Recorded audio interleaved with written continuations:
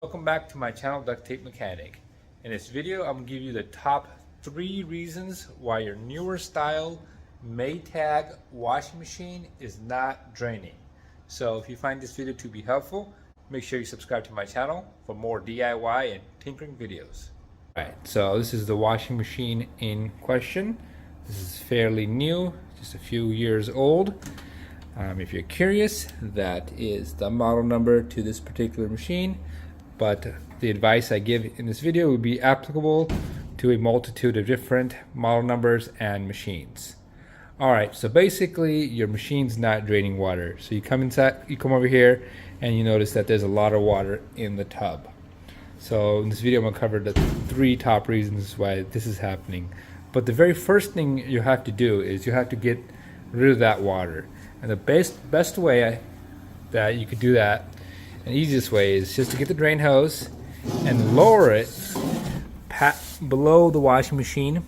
And if it has water in it, which this machine doesn't, go ahead and put a bucket down and it'll drain out most of the water.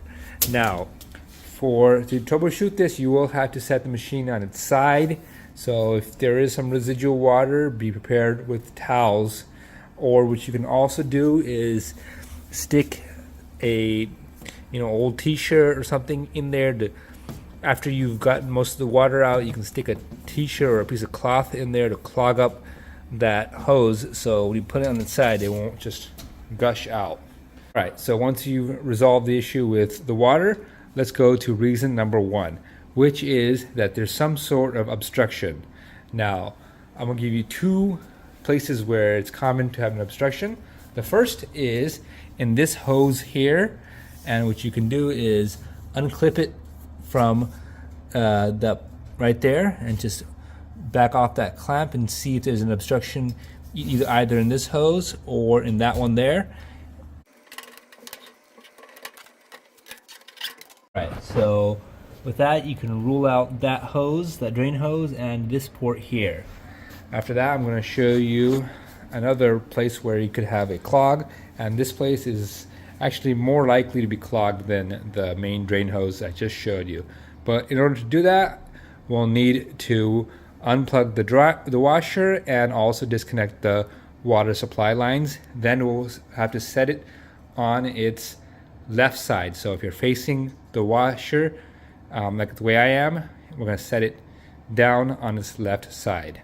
That'll just give us easier access to the places that we need to get to.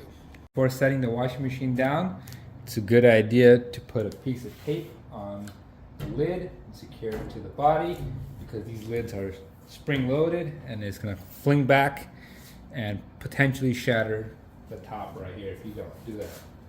Alright, we'll put it on the side. Alright, so with the washing machine on its side, I'm going to show you a couple more points which are likely to get clogged and lead to no drain issues. The most common is this point right here, the outlet of the tub. So what you can do is take that clamp off and just pull off that, and that honestly is where I've seen the most clogged washing machines, because sometimes a sock or something will get in between the inner and outer tub and it'll end up getting clogged there.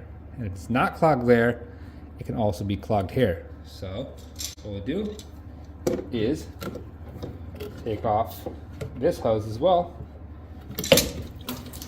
And this hose itself can be clogged. You can check that out once you've removed it, or the actual inlet port of the drain can be clogged as well. And you can just kind of check to see if that's clogged, if you can see that right there.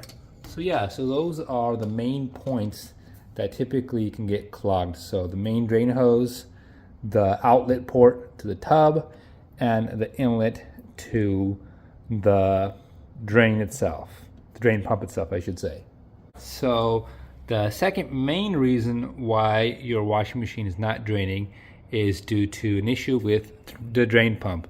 And they can have either an electrical issue or a mechanical issue. I'm going to show you some troubleshooting steps on how to figure out whether your drain pump is bad. But in order to do that, we need to remove it. So what we'll have to do is disconnect it from the electrical connector right here, and then undo these 3 screws. So you have 1, 2, and 3. Then also undo it from the main drain hose right there. The bolts that hold on the drain pump are 8 millimeters.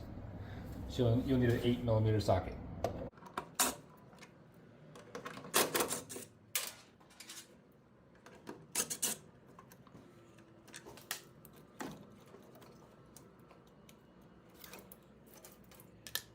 Alright, so we've got our drain pump removed from the washing machine, and we'll be checking it to see if it's electronically good.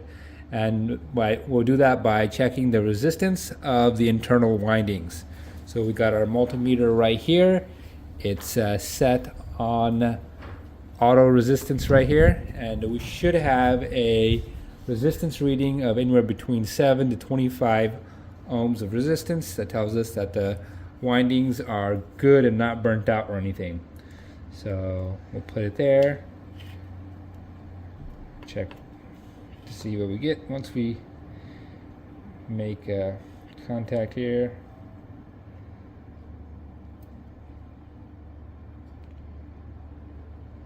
And there we go. We're getting about 19.7 ohms of resistance, so that's within the 7 to 25 ohms. So this pump is at least electronically good. Another quick test that you can do of the pump is to rotate that impeller that's in there and see that when you rotate it, you should feel some sort of resistance. You should be able to power past that resistance and then move on. And then as you rotate, you'll hear it, you'll feel it, the resistance again. It's kind of hard to describe, but it's like this magnetic resistance you should be able to feel as you rotate it clockwise. I can feel it as I rotate it, so it should be, that tells us that the internal magnets are probably good as well. So by testing it for resistance and by also rotating that impeller in there, you should be able to feel it. A resistance then should release that as you push it through.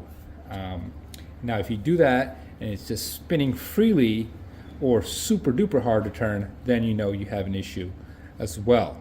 So that are 2 major tests we can do on the pump.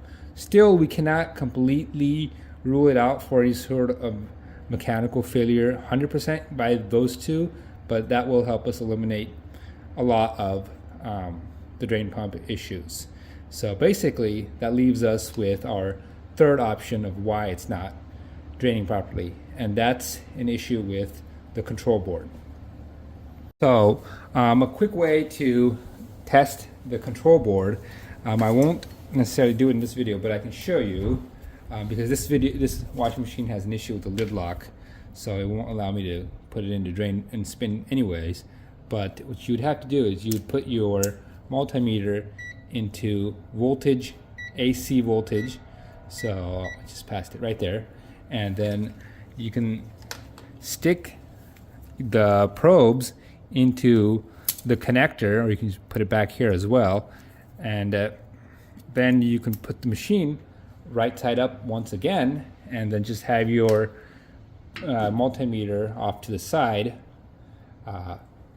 like so, like that, and then hit drain and spin, and you should get 120 volts come to this connector right there, and that will verify that the control board is sending the appropriate voltages at the appropriate amount of time to turn on that drain pump.